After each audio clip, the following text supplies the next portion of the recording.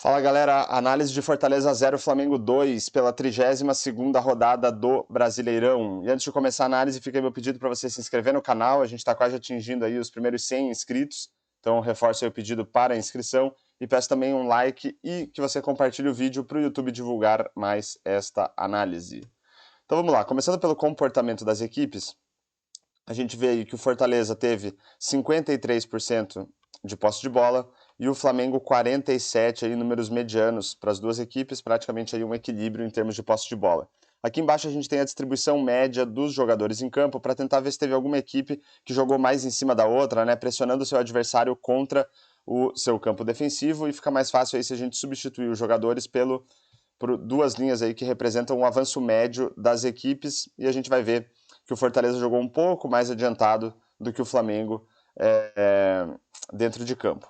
Aqui embaixo a gente tem a concentração das jogadas da partida, né? A gente vê que 20% do total de jogadas da partida ocorreram no campo defensivo do Fortaleza, 52% no meio de campo e 28% no campo de defesa do Flamengo. E quando a gente quebra aí esses percentuais entre as equipes, a gente vai ver que o Fortaleza teve um pouco mais de jogadas no meio de campo, 28 contra 24 do Flamengo, e o Fortaleza conseguiu produzir mais jogadas no seu campo de ataque. Do total de jogadas da partida, 10% foram do Fortaleza no seu campo ofensivo, e do total de jogadas da partida, 7% foram do Flamengo no seu campo ofensivo. Além disso, a gente vai ter aqui um gráfico que mostra o domínio de cada uma das equipes ao longo dos 90 minutos. A gente vai ver aqui no primeiro tempo um trecho aqui de mais domínio do Flamengo, tanto aqui perto dos 15 minutos do primeiro tempo quanto no final do primeiro tempo. O segundo tempo praticamente inteiro do Fortaleza, e também aqui num trecho perto dos 30 minutos do primeiro tempo. A intensidade do domínio das equipes, né, quando ela atinge 100 seria um domínio completo do time mandante, menos 100 do time visitante. E se a gente tirar a média de todas essas barras aí, a gente vai ver que dá um valor de 6 positivo, que mostra aí um domínio na média um pouco maior do Fortaleza. Aqui do lado direito a gente vai olhar para algumas estatísticas que vão a gente ajudar a entender o que as equipes conseguiram construir e também em termos de finalizações. A gente começa olhando para a expectativa de assistências, que é uma estatística que mede a capacidade que as equipes tiveram de colocar seus jogadores em condição de marcar gols. Essa estatística aí tem um valor de 0,69 para o Fortaleza, 0,80 para o Flamengo, né, um número relativamente baixo para o Fortaleza por ser o time mandante e um número relativamente alto para o Flamengo, sendo o visitante, mas de qualquer forma praticamente um equilíbrio aí, uma superioridade bem leve para o Flamengo.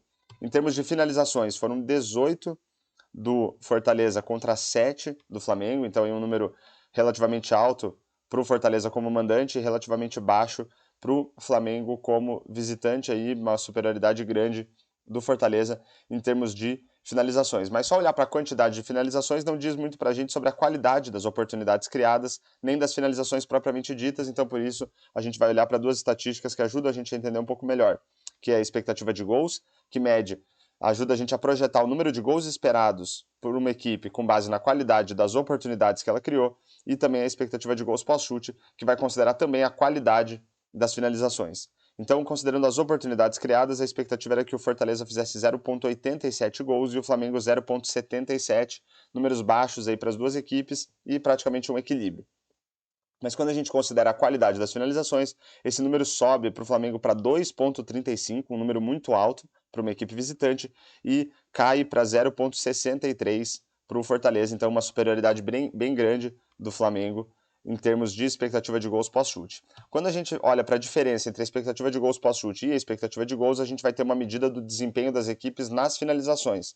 Então, esse valor é de menos 0,24 para o Fortaleza, que mostra, né, que um mau desempenho, né, considerando a qualidade das finalizações, a expectativa de gols do Fortaleza diminuiu, né, de 0,87 para 0,63, e pelo lado do Flamengo esse valor é de 1,58, que mostra aí um ótimo desempenho do Flamengo em termos de qualidade das finalizações. E quando a gente compara a expectativa de gols pós-chute com o número de gols marcados, a gente vai ter uma ideia do desempenho dos goleiros na partida.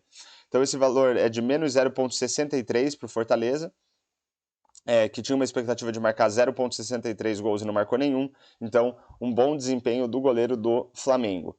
Por outro lado, a expectativa era que o Flamengo marcasse 2,35 gols e marcou 2 gols, essa diferença, né, de menos 0,35 também mostra um desempenho relativamente bom do goleiro do Fortaleza, que tomou um pouquinho de gols a menos do que o esperado.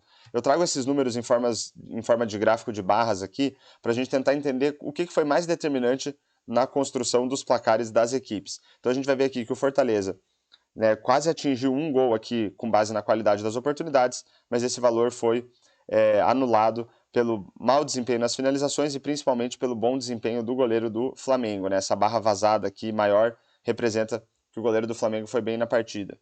Por outro lado, a gente olha aqui para as barras do Flamengo, a gente vai ver que a maior barra aqui é a de qualidade nas finalizações, que mostra que isso foi o mais determinante na construção do placar do Flamengo de 2 gols.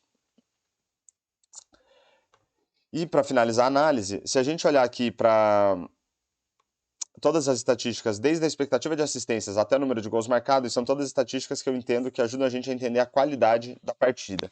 A gente vai ver que pelo lado do Fortaleza a gente só tem uma estatística com 4 estrelas, que é o número de finalizações. Pelo lado do Flamengo, com 4 estrelas ou mais, a gente vai ter a expectativa de assistências, a expectativa de gols pós-chute e também o número de gols marcados. Então, de um modo geral, aí, se a partida foi interessante, teve alguma qualidade, foi muito mais pelo lado do Flamengo do que pelo lado do Fortaleza, mas ainda assim, poucas estatísticas com 4 ou mais estrelas. De qualquer forma, um bom resultado para o Flamengo, que venceu o jogo por 2-0.